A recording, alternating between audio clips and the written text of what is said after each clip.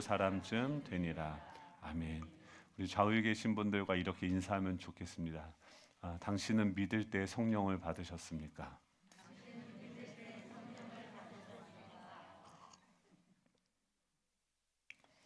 네, 이게 뭐 굉장히 어려운 질문이죠. 그러니까 우리가 신앙생활을 하다 보면은 문득 그런 생각이 들 때가 있습니다. 마치 길을 잃은 것처럼. 그러니까 제가 이제 운전을 하는데 저는 길칩니다. 운전도 잘하고요. 뭐 차도 있고 기름도 있고 뭐 이걸 타고 달려가는데 아, 아내가 요새 그걸 분지러 먹었어요. 그 뭐죠? 충전기 그 코다리를 부러뜨려서 그래서 충전을 근데 핸드폰이 좋아서 이제 계속 가긴 하는데 만약에 이런 생각을 했어요. 하다가 만약에 스마트폰이 꺼지면 나는 어떻게 할 것인가?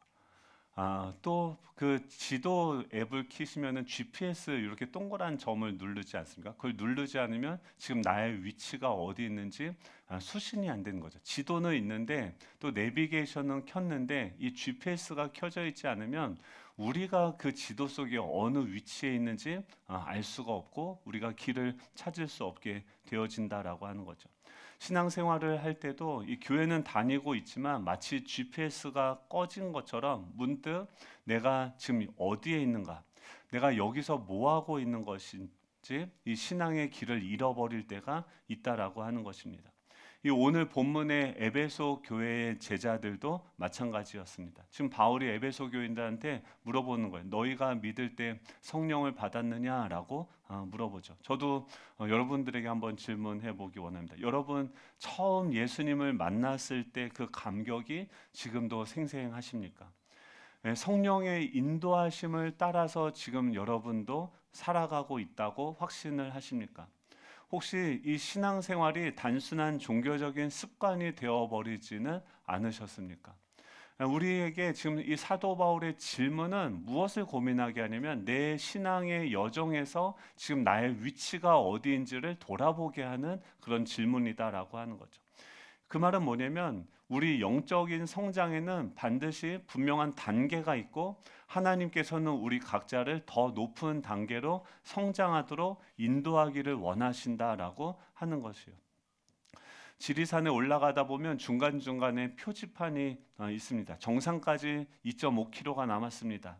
중봉 3.2km를 지났습니다. 현재 해발이 300m 지점입니다. 이런 표지판들을 우리가 계속해서 올라가면서 그 표지판들을 확인하면서 무엇을 확인합니까? 내가 지금 어디쯤 왔고 얼마나 더 남았고 지금 여기서 어느 방향으로 가야 되는지를 확인한다라고 하는 거죠. 이 표지판들이 만약에 없다고 한다면 자신의 위치를 모른다고 한다면 정상은커녕 길을 잃어버릴 위험에 처할 수 있기 때문이다라고 하는 것입니다. 지금 오늘 사도 바울은요 3차 전도 여행을 지금 출발을 했어요. 이 1차, 2차 전도 여행의 특징은 무엇이냐면 전도 여행이었습니다. 믿지 않는 자들에게 불신자들에게 예수 그리스도의 이 복음을 전하면서 그들이 예수님을 영접하고 초신자가 되어지는 그 일들을 하면서 교회를 세워가는 것이 1, 2차 전도 여행의 특징이었습니다.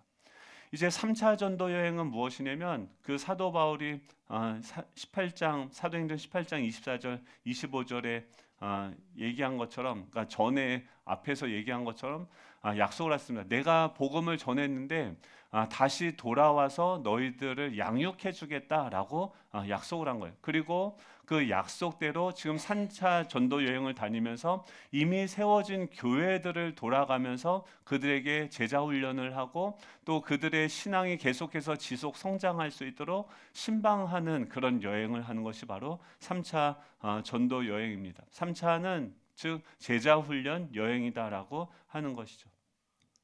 근데 지금 이 에베소 지역에 사도 바울이 갔습니다. 24절에 보면 그 알렉산드리아에서 난 아볼로라고 하는 유대인이 이 에베소에 이르렀는데 그곳에 교회가 있어요. 그리고 그곳에 제자들이 있어요. 근데 그걸 누가 세웠는가? 아볼로라고 하는 유대인이 그 에베소에서 교회를 세웠어요. 이 사람은 언변이 좋고 성경에 능통한 자라라고 이야기합니다. 그래서 이 아볼로가 성경도 열심히 알고 또 말도 잘하니까 그 교회를 열심히 섬겼습니다. 25절에 보면 그가 일찍이 주의 도를 배워서 열심으로 예수에 관한 것을 자세히 말하며 가르치나 요한의 세례만 알따름이라라고 이야기합니다.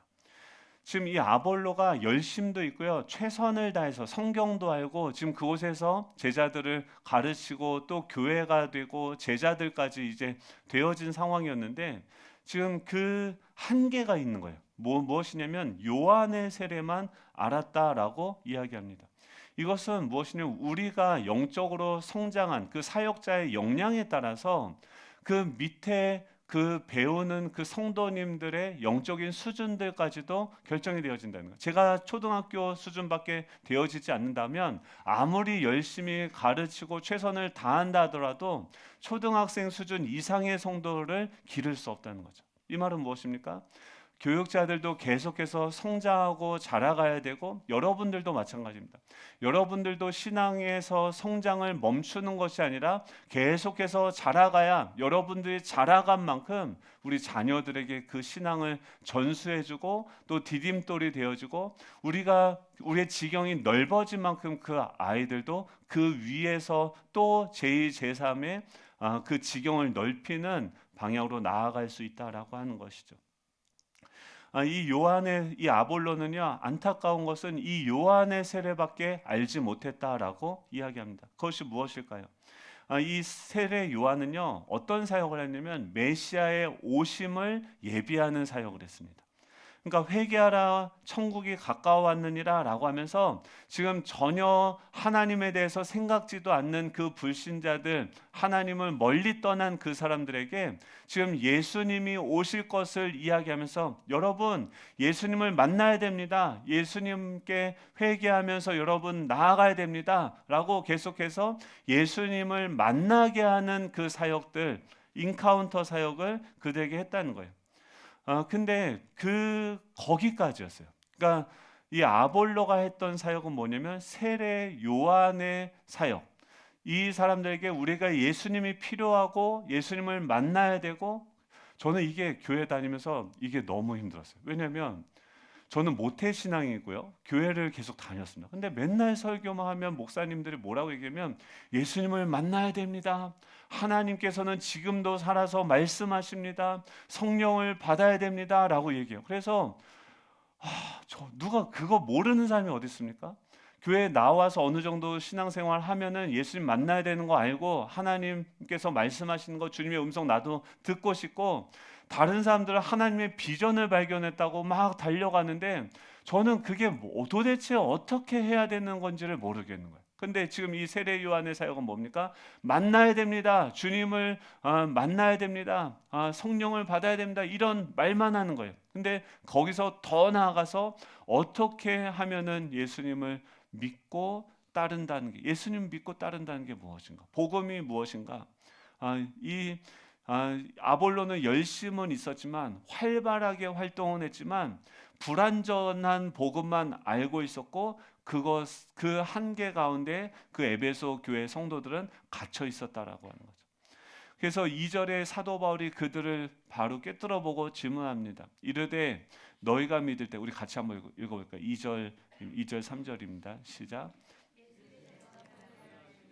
이르되 너희가 믿을 때 성령을 받았느냐? 이르되 아니라 우리는 성령의 계심도 듣지 못하였노라. 바울이 이르되 그러면 너희가 무슨 세례를 받았느냐? 대답하되 요한의 세례니라. 지금 이 사도 바울이 너희가 믿을 때 성령을 받으셨습니까? 라고 물어보는 거예요. 여러분 이게 너무 중요합니다. 이 질문도 중요한데요, 그것에 대한 반응도 중요합니다. 제가 새가족분들이 오시면은 안수 집사님, 어제 오신 분도 안수 집사님이고 권사님이요. 그럼 교회를 짧게 다녔어요? 오래 다녔어요? 오래 다녔어요. 근데 신뢰를 무릅쓰고 물어보는 질문들이 있어요. 무엇이냐면 오늘 밤에 죽어서 천국에 간다고 한다면 천국 갈 자신이 있습니까?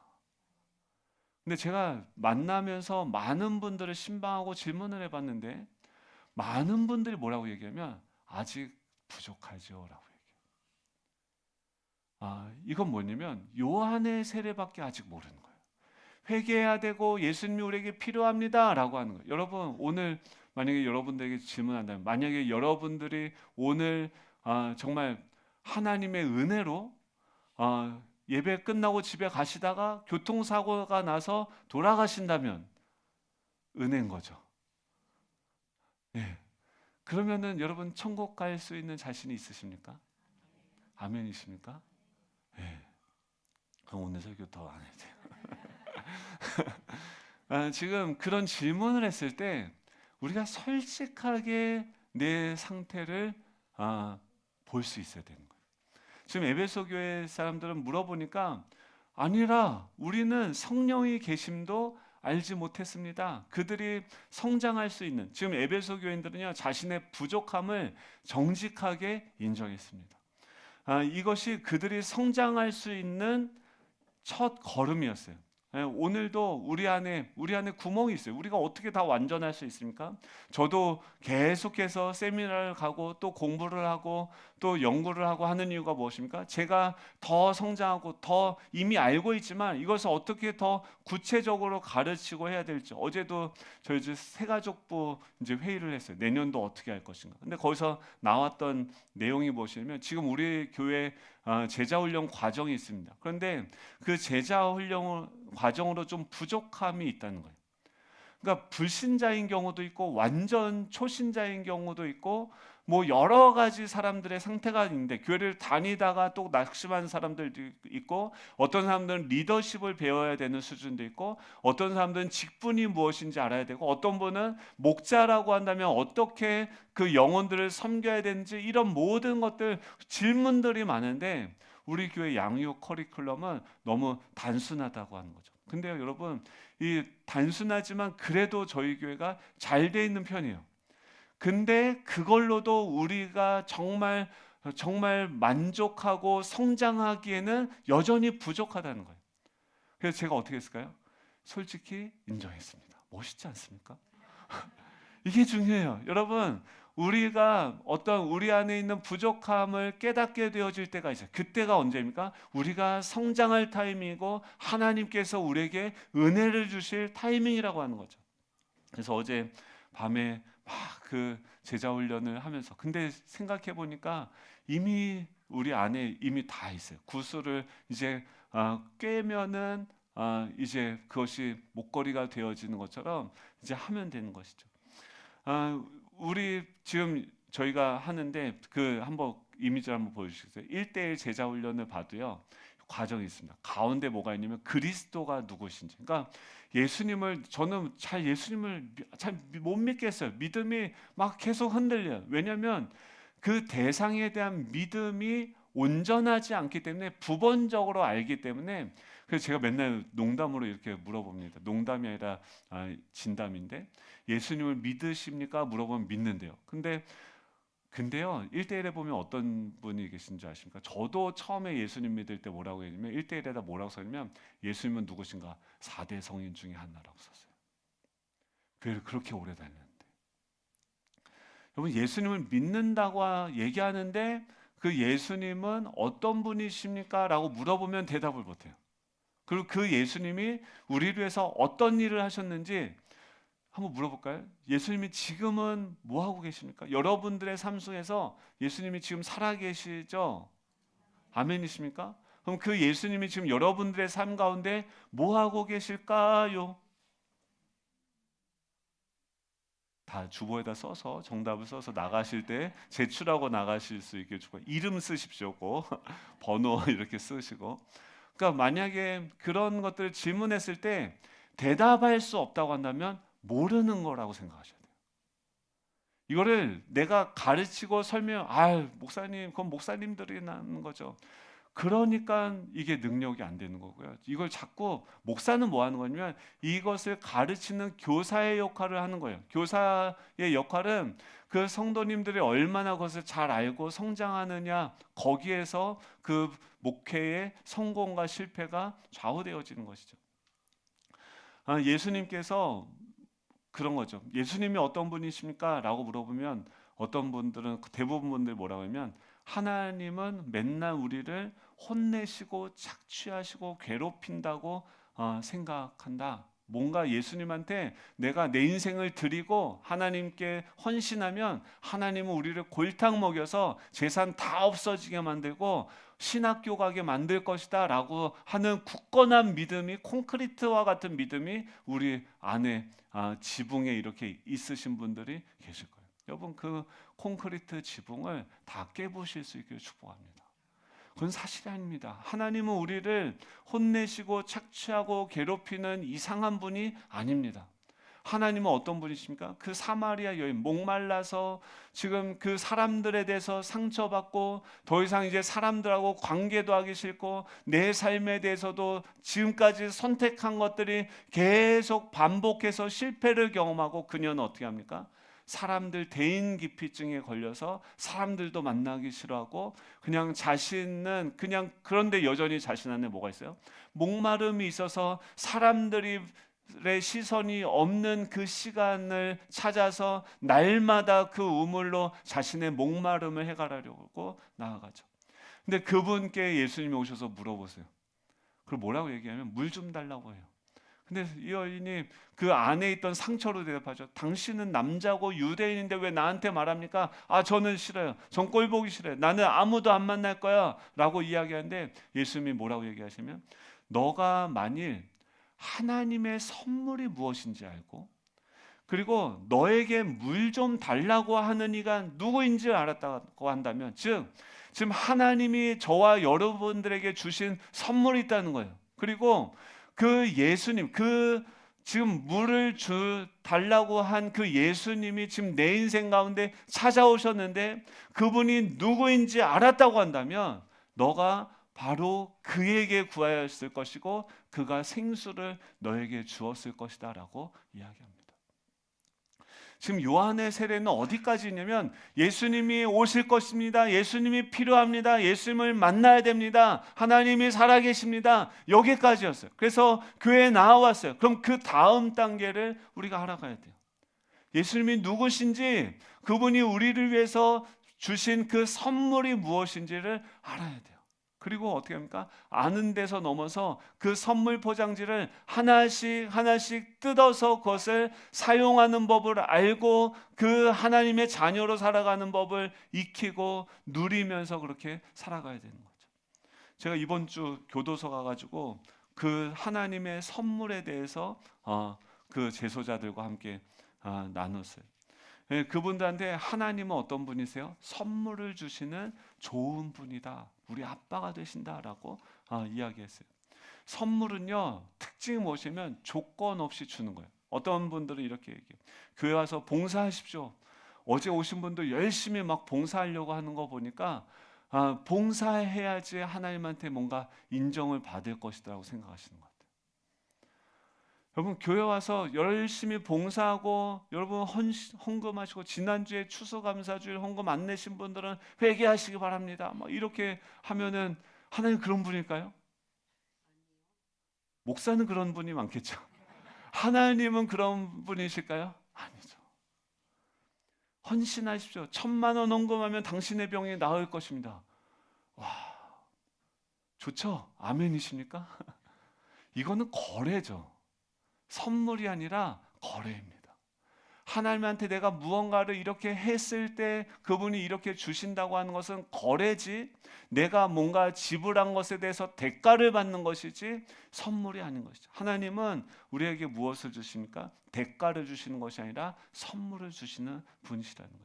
선물은 무조건으로, 조건 없이 그냥 주시는 것이고, 은혜는 무엇입니까? 받을 만한 자격이 없는 자에게 무조건으로 그냥 주시는 것이 바로 은혜입니다. 하나님은 은혜로 하나님의 선물을 우리에게 주셔요. 근데 그것이 뭐라고 얘기합니까? 생수예요. 이 생수가 세 가지가 있어요. 첫 번째 생수는 뭐냐면 지금 우물이 막혀 있어요. 내 안에 하나님과의 관계에서 이 우물이 뚫어져서 내가 살 수 있는 그 생명수가 솟아져 나와야 되는데 하나님과 우리 사이가 가로막혀 있어요. 우물이 막혀 있어요. 그래서 내가 그렇게 목마르고 애가 끓는 거예요. 예수님이 오셔서 그 막힌 그 우물을 열 수 있는 여시는 사역을 하신 것이 무엇이면, 첫 번째 선물이 무엇이면 십자가입니다. 십자가에서 대속해 주셨어요. 속량해 주셨어요. 우리의 죄값을 대신 갚으시고 지불하셔서 우리가 받아야 되는 그 저주와 그 형벌을 예수님이 친히 담당하시고 뭐라고 이야기하십니까? 요한일서 1장 7절에 보면 같이 읽어볼까요? 요한일서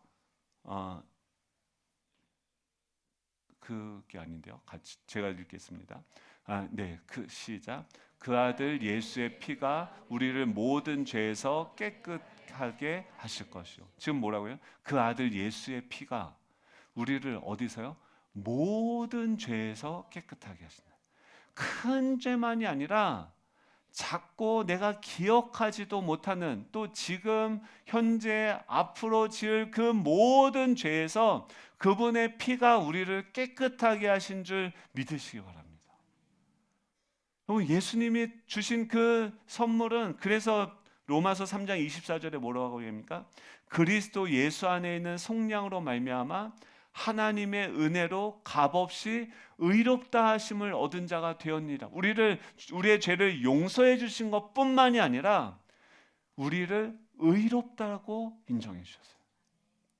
의롭다고 하는 것은 뭐냐면 하나님이 보시기에 충분하다, 하나님의 모든 기준에 다 도달할 정도로 너는 완전하다. 우리가 실제로 그런 건 아니지만 하나님께서 너를 의롭다라고 그냥 칭해 주셨습니다. 어떻게 해요? 속량으로 말미암아, 내가 열심히 내가 헌신하고 뭘 해서가 아니라 예수 그리스도 안에 있는 속량, 그분의 대가 지불을 통해서 하나님의 은혜로 값 없이 의롭다 하심을 받았느니라 라고 얘기해요. 여러분 한번 물어볼까요? 여러분들은 그러면 죄인이에요, 의인이에요? 의인이에요. 우리는 부족한 사람이요, 하나님이 보시기에 사랑스럽고 이쁜 완전한 자입니까? 사랑스럽고 이쁘고 완전한 자. 이게 하나님이 주신 선물이라는 거예요. 그래서 그것으로 말미암아 우리는 어떤 은혜를 경험합니까? 새로운 시작을 할 수 있는, 그러니까 우리의 영혼이 그분 안에서 다시 거듭나서 새로운 피조물로 재창조되어진 거예요. 그래서 완전한 하나님의 그 성령으로 예수 그리스도가 마리아의 몸에서 잉태되어진 것처럼 성령으로 말미암아 우리 안에 완전하신 그 하나님의 영이 우리를 완전히 새롭게 되어져서 의롭다 하심을 받았고 죄 용서함을 받았고 이제는 새로운 출발, 보라 이전 것은 지나갔으니 보라 새 것이 되었도다, 새로운 출발을 할 수 있는 은혜를, 선물을 우리에게 주셨다는 것입니다. 두 번째로는요, 그 은혜의 생수가 터져서 콸콸콸콸 쏟아져나요. 막혀있던 하나님과 관계가 이제 뚫어져서 그 안에서부터 생명의 생수가 흘러나오기 시작하는 거예요. 그것이 어떻게 되어집니까? 이제 하나님의 자녀되는 권세자로서 하나님이 우리를 바라보시고 인도하시고 보호하시고 공급하시는 그 성령님의 능력이 우리에게 있는 줄 믿으시기 바랍니다. 첫 번째 선물은 십자가였다면 두 번째 선물은 성령을 우리에게 주신 것을 믿으시기 바랍니다. 성령이 우리 가운데 콸콸콸콸 충만하게 하고 쏟아져서 예전에는 부정적인 생각을 하고 나는 이 세상에서 끝났다, 망했다, 우리는 아무 소망이 없다라고 생각하는 나의 그 생각을 넘어서서, 내 옛자의 생각을 넘어서서 성령의 생각을 하게 하는 거예요. 성령의 꿈을 꾸게 하는 거예요. 성령의 인도하심을 받아서 세상 가운데 나아가게 하는 거예요. 여러분, 이것이 큰 강물이 길을 만들듯이 성령께서, 우리 안에 계신 성령께서 우리의 삶에 새로운 길을 여시는 줄 믿으시기 바랍니다. 그리고 마지막으로 무엇이냐면 그 생수가 그 사막을, 그 광야를 흐르고 흘러가서 뭘 만드냐면 마침내 바다를 이룹니다. 여러분, 저와 여러분 안에 시작되어진 그 하나님으로부터 말미암은 그 생수가 우리를 통해서 충만하고 흘러가서 길을 내기 시작하더니 나중에 어떻게 되면 그것이 넘쳐서 바다가 되어져요. 모든 민족이 물이 바다를 덮은 같이 온 우주가, 온 피조물들이 하나님의 영광을 보게 되어지는 그 미래가 우리에게 다가오고 있음을 믿으시기 바랍니다. 우리에게 성령님은요, 하나님은 우리에게 무엇을 선물해 주셨냐면 미래를 선물해 주셨어요. 우리가 하나님의 상속자가 되어진 거예요. 그래서 이렇게 삶이 고달픈 거예요. 예수 믿는데도 새로운 엄마가 생겼어요. 엄마의 잔소리랑 비교가 안 돼요. 세상 사람들은 막 그렇게 죄도 짓고 뭐 욕도 하고 마음대로 사는데 아무렇지도 않은데, 우리는 조그만한 나쁜 생각만 해도 엄마가 와서 잔소리를 하시는 거예요. 성령님이 보혜사가 파라클레이토스로 늘 우리와 함께 떠나지도 않고 계속해서 우리에게 말씀하시는 거예요. 야, 너를 이런 작품으로 만들었어. 예수님은 이런 분이야. 참 인간은 이런 거야. 하나님의 형상이라는 것은 이런 것이야 라고 성령이 우리에게 계속해서 말씀하시며, 개인 교습, 과외 선생님으로 우리를 계속 가르치고 성장하게 하시는 그 선물을 받은 거예요. 결국 소망은 무엇입니까? 그렇게 우리가 그리스도의 장성한 분량까지 올라갔을 때 하나님은 그 나라를 우리에게 상속해 주실 것입니다. 그 나라를 상속받기 위해선 계속해서 우리가 성장해야 되고, 예수님을 닮아가야 되고, 예수님을 따라 리더십을 발휘해야 되고, 예수님을 따라 다른 사람들 섬기는 법을 배워야 되고, 예수님을 따라서 어떻게 하나님을 예배하고 세상을 변화시키고 영향력을 끼치는지 우리가 그분 안에서 자라가야 되는 거죠. 여러분, 한 등산객이 산을 올라갔는데 정상을 앞두고 폭우가 쏟아져요. 두 가지 선택이 있습니다. 비가 오는구나. 우리 삶에도 이런 폭우가 쏟아지지 않습니까? 막 산을 올라가는데 어려움이 생기고요, 힘든 일이 생기고요. 이거 봉사 더 이상 못하겠다. 저런 사람들이 교회에 있어. 막 더러워서 그냥 세상하고 뭐가 다른 게 뭐가 있어 하면서, 여러분, 폭우가 쏟아질 때 두 가지 선택지가 있습니다. 거기서 멈추고 안전하게 하산하는 거예요. 두 번째는 거기서 비를 맞으면서도 정상을 도전하는 거예요. 싫습니까? 여러분, 성령님은 계속해서 우리가 폭우가 오는데, 비가 오는데 그 정상, 저 등산 싫어합니다, 여러분. 근데요, 그때 뭐예요? 하나님께서 그 단계들을, 근데 그 정상인 줄 알죠? 가보시면 뭐가 있어요? 항상 그 단계를, 그 과정을 통과하기 위해서 뭘 봐요? 기말고사를 보는 거예요. 헉헉대면서 그 시험을 보는데, 그거 통과하고 나면, 그 산이 정상에 올라가면 보이는 게 달라집니다. 안목이 달라져요. 어떤 한 가지를 봐도 산 밑에서 보던 거랑 그 산 위에서 넘어서 보이는 풍경은 완전히 다릅니다. 거기서 더 넓게 나아가서 사람들을 살리고 세우고 사랑할 수 있는 저와 여러분 될 수 있기를 축복합니다. 이 에베소 제자들도요, 이 비슷한 결단의 순간에 있었습니다. 그들은 바울의 질문을 피할 수 있었어요. 근데 그들은 피하지 않았습니다. 그리고 현재 상태, 난 이 정도로 좋게요 하고서 현재 상태에 안주하는 선택을 할 수도 있었습니다. 근데 그렇게 하지 않았습니다. 더 깊은 영적인 체험으로 나아가기를 그들은 선택했어요. 그래서 이 에베소에서 그 유명한 두란노 서원이 세워져서 3년간의 제자 훈련이 시작이 되어집니다. 사랑하는 성도 여러분, 오늘 이 말씀을 통해서 또 이 양육 과정을 저도 열심히, 제가 어제 고민하면서 지금 그 전체 이제 커리큘럼을 적어봤는데, 제가 그 THM을 하다가 석사를 하다가 중간에 마지막에 논문만 안 쓰고 멈췄어요. 왜 멈췄냐면 배울 건 이미 다 배웠어요. 근데 이걸 한번 실천해 보고 싶었어요. 그리고 나서 그걸로 정말 논문을 한번 쓰려고 그 자퇴를 했었는데, 그게 2015년 10년이 지났어요.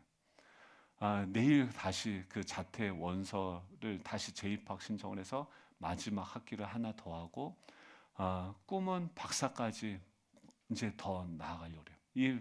이게요, 전체 그 영적으로 안 믿는 사람부터 정말 교회 그 직분자 훈련, 목자 훈련, 이 모든 전체 커리큘럼을 하는 것이 저의 박사 논문의 주제가 될 것입니다. 저도 도전하는 거, 공부하는 거 싫어요. 이거 레포트 쓰고 논문 쓰고 하는 거 싫습니다. 근데 이렇게 제가 성장하고 이걸 도전해서 그것이 만약에 이 문서로 다 나오게 된다고 한다면 그 다음 우리 아이들, 우리 자녀들은 그것을 활용해서 또 수많은 사람들을 살리고 세우고 사랑하는 일들을 하겠죠. 비가 와도 바람이 불어도 그 풍랑을 잠잠하게 하고 이 아무리 거대한 산이 내 앞에 있다 할지라도 겨자씨만한 믿음으로 그 산을 옮기시는 주님을 신뢰할 수 있기를 축복합니다. 여러분, 그 산을 넘어가야 하나님이 그 높은 보좌를 버리시고 이 땅까지 낮아지셔서 우리 인생 가운데 찾아오셔야 우리의 인생이 소망을 갖게 되어지는 거예요. 여러분, 그 길로 우리를 주님께서 부르고 계신 줄 믿으시기 바랍니다. 우리 함께, 저만 그렇게 욕보일 수 없지 않습니까? 여러분 제가 엄마처럼 달달 볶을 겁니다.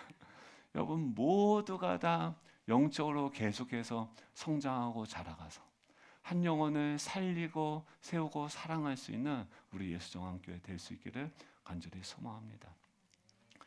우리 찬양할 텐데요. 우리에겐 소원이 하나 있네.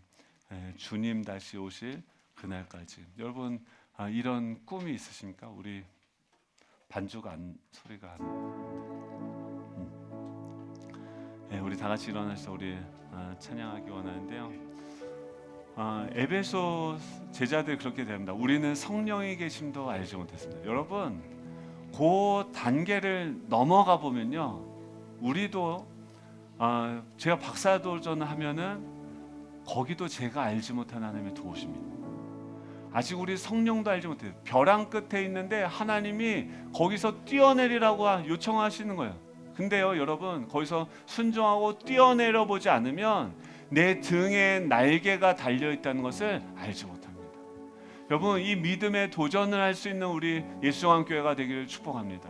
계속 신앙하다 멈추고서 거기서 머무르고 안주하는 자들이 아니라 계속해서 성장하고 그리스도의 장성한 분량까지 자라갈 수 있는 저와 여러분 될 수 있기를 간절히 소원합니다. 그래서 꿈꾸는 거예요. 정말 물이 바다를 덮은 같이 이 지역에 있는 모든 청소년들이, 모든 그 영혼들이 예수님을 믿고 찬양하며 예배하는 그날을 소망합니다. 우리 그것을 소망하면서 우리 찬양하고 기도하도록 하겠습니다.